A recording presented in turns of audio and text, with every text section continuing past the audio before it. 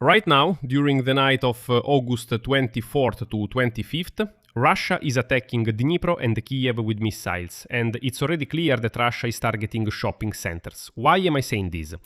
Because in Dnipro, the Russians tried to strike the Caravan shopping center, and it's just a disaster there right now. Cars are burning because the missile hit the parking lot. And at the same time, right at this moment, as I'm recording this episode, it has become known that the Russians launched missile strikes on Kyiv, specifically hitting the Svetoshinsky district, where Lavina Mall is now on fire.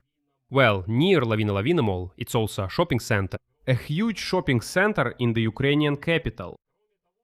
In addition, earlier today, the Russians struck two epicenter shopping centers in Odesa at once. And overall, in recent days, we can already see that the Russians have really switched to openly attacking shopping centers. The day before, in Kryvyi Rih, they also struck a shopping center. That is, those centers where there is a huge concentration of civilians. And obviously, this is an attempt to intimidate Ukrainians as much as possible, so that Ukrainians start putting pressure on the Ukrainian government to capitulate or agree to the conditions put forward by the deranged Vladimir Putin. But, now we will move on to discussing the latest news regarding another nightly attack by the Russians on Ukraine. I should note that right now it's half past midnight Kyiv time, and unfortunately I think these attacks will intensify by morning. But what is known at the moment is that there are strikes on Dnipro, Odesa and Kyiv, and everywhere the Russians are targeting shopping centers. But before we move on, I want to point out one very important detail. The Institute for the Study of War has calculated that the Russian army has once again been given a deadline for the complete capture of Donbass. This time, Putin says, by the end of this year. Although, since the beginning of the full-scale Russian invasion of Ukraine in 2022. Russia has not fulfilled a single one of Vladimir Putin's 15 preliminary orders. That is, Vladimir Putin has already set deadlines for the complete capture of Donbass 15 times. And every time he has failed to meet those deadlines. My name is Alexey Pechi. Let's go over the latest news regarding the barbaric Russian attacks on Ukraine that are happening right now. Let's discuss what's happening and try to analyze why the Russians are taking these particular steps. So, let's go through everything step by step. I'll start with the latest news. Right now, at half past midnight on the night of August 24th to 25th Kyiv time, Russia is attacking the Ukrainian capital with Banderol missiles. In particular, it is known that a Banderol missile hit a high-rise building in the Holosivsky district of Kyiv. Plus, there was a strike right next to the Lavina Mall shopping center. Svetoshin, well, those who are Kyiv residents or those who have been to the Ukrainian capital, know that this is quite a large, I would even say huge shopping center. Moreover, it's a large area where not only Lavina Mall is located, but also Epicenter. The Epicenter shopping center, which mainly sells building materials, household goods, and so on. And Epicenter is mentioned here for a reason. That's because the Russians have obviously targeted it. They seem to be trying to mirror Ukrainian attacks, and they've set their sights on the Epicenter shopping centers. Why? Because today, and by today I mean August 24th, after a Russian attack, two Epicenter shopping centers in Odesa were on fire at the same time. And unfortunately there were injured people. In particular, on the morning of August 24th, Russian occupiers launched a massive attack on the Odesa region. In Odesa, fires are raging in two Epicenter construction hypermarkets. And it was known that at least 5 people were injured. In particular, this was stated by the head of the regional military administration, Oleg Kiper, and the head of the public relations department of the Epicenter company, Yulia Chudnovets. And now I will quote her. Odesa region was once again subjected to a massive missile and drone attack by the enemy. The main strike was delivered against food storage facilities and energy infrastructure. Private houses were also damaged and fires broke out. In addition, the head of the regional military administration added that, fortunately, there have not been many reports of casualties, although there are some. Well, the head of the public relations department of the Epicenter company stated that the occupier struck 2 hypermarkets in Odessa at once. And as she stated, we have hits on 2 Epicenter stores in Odessa, and the fire is still being extinguished. Information about the consequences and possible casualties is still being clarified. This was the information as of today. It is also known that a hypermarket was on fire in the Kotovsky settlement. This is the Peresop district of the city. And the hypermarket at the legendary 7th kilometer. This is the Kyiv district. And later, Keeper added that as a result of the strikes, 5 people were injured after all. 3 of them were hospitalized in moderate condition.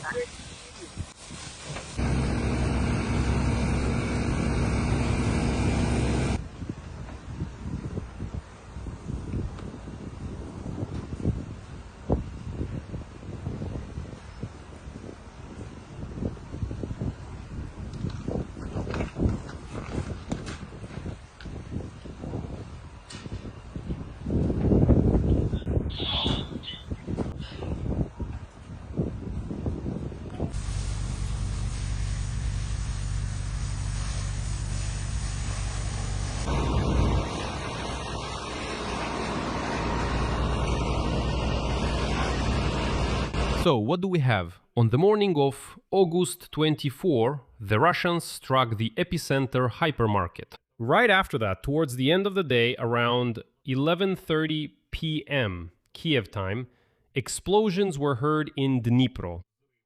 This was reported by local authorities. Before that, monitoring channels had warned about at least 2 Russian Banderol-type drone missiles moving toward the city. And there you have it. Local channels report that the Russians struck, or at least specifically targeted, the Caravan shopping mall. However, the strike hit the parking area next to the building, which reportedly caused cars to catch fire. The shopping mall itself was also partially damaged, but there is no information about serious destruction or casualties. But footage from the site of the attack shows that there is indeed a large fire raging there right now. Obviously, the cars that were in that parking lot are burning.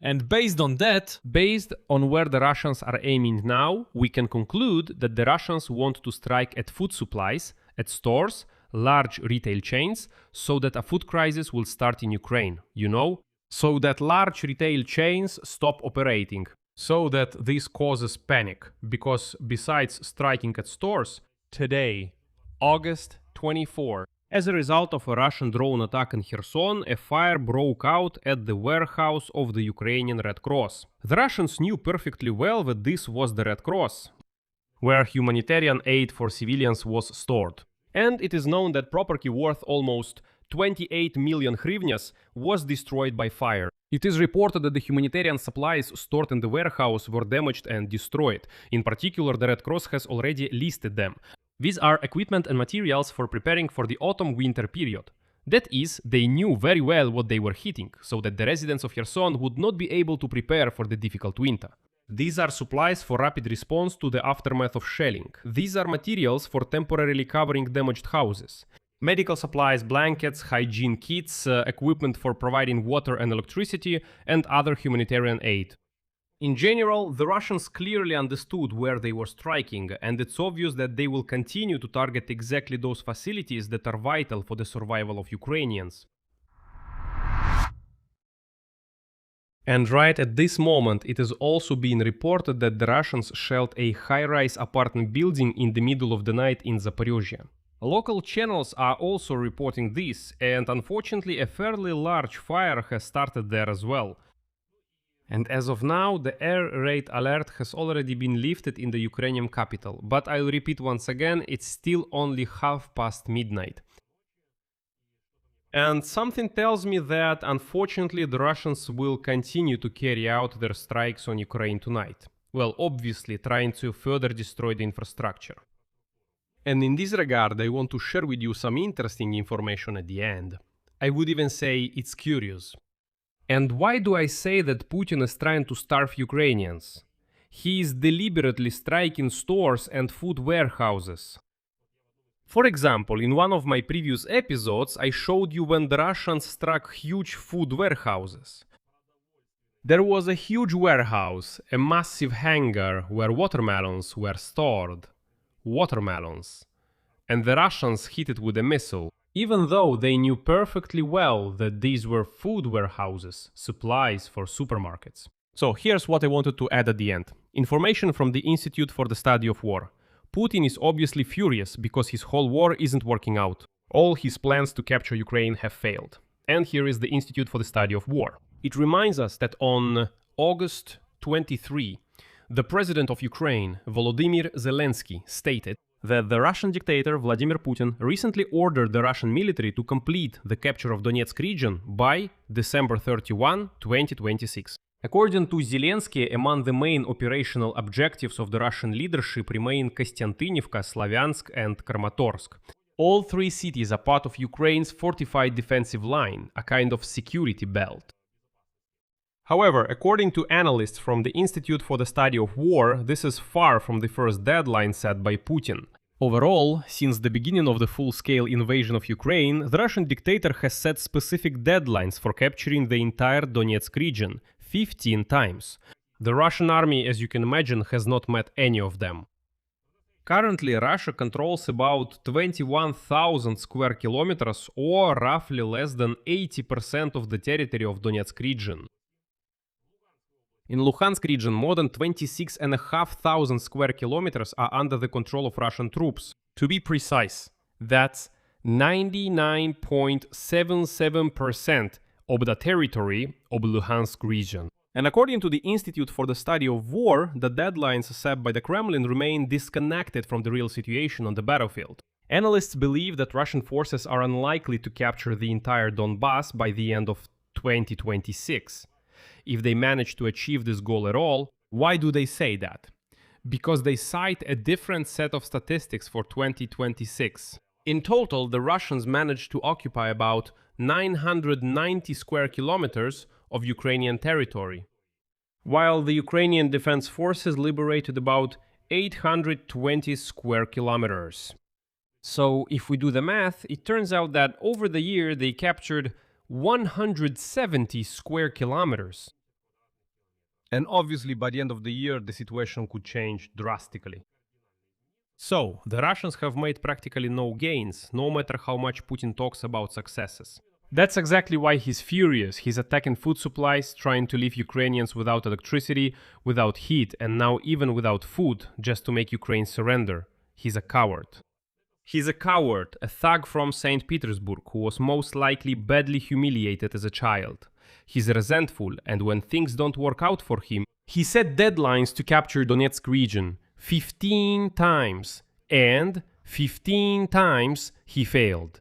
I'm sure he's sitting there, stamping his little legs on the floor and saying, "Capture Donbass for me." But Donbass isn't being captured, so he loses it and starts attacking supermarkets. In fact, attacking shopping malls, well, where there clearly aren't any military targets anywhere nearby. So look, I've given you several examples today of how in just one day they deliberately targeted specific shopping malls. And finally, what I want to point out is that it's already, what time is it? It's already almost 1 in the morning. And right now, 32 groups of jet-powered Shahed drones have taken off from Russia. So it's obvious that the attacks will continue.